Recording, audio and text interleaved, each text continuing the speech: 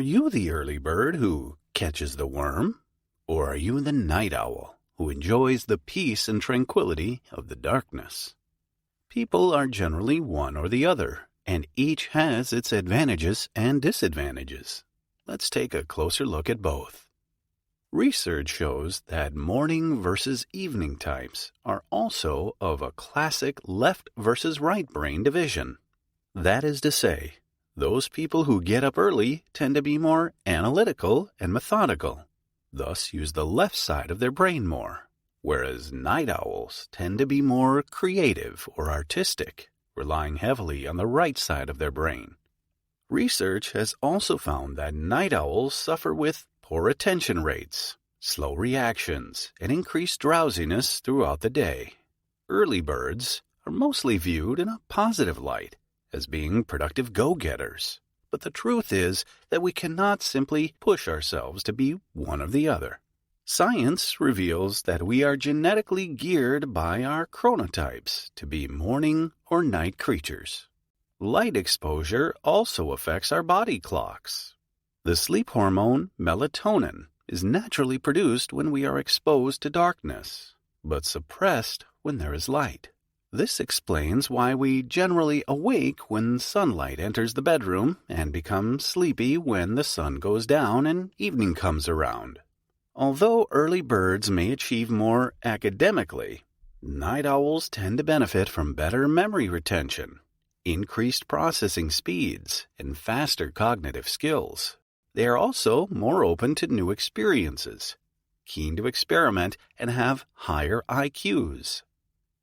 On the other hand, early risers are less likely to suffer from depression or become addicted to alcohol or cigarettes.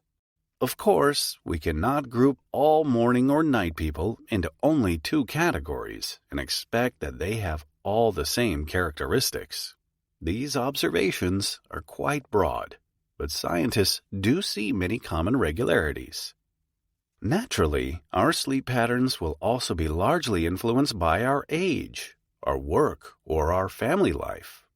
For example, senior citizens are famous for sleeping and waking early, probably because their bodies become weaker and less active.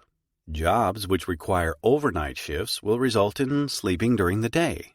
Newborn babies will disrupt sleep routines, and even jet lag from long-haul flights will affect our cycle. Encouraging night owls to become early birds is no easy task and will often have negative results. If someone who usually sleeps late is forced to wake early, their melatonin levels will be completely out of whack, as will their glucose levels, which can often lead to weight gain, decreased productivity, and typically create irritation or frustration. However, if people are left to control their natural body clock, they will perform better.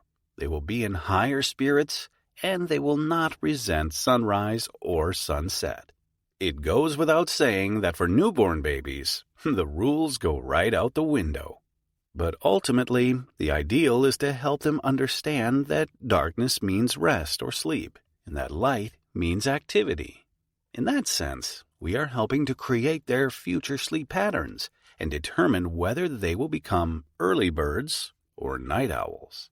If we let them sleep longer in the daytime, they will most likely be awake during the night. But that's a topic for another day. Haven't you heard the phrase, "Never wake a sleeping baby"? Just ask any new mother.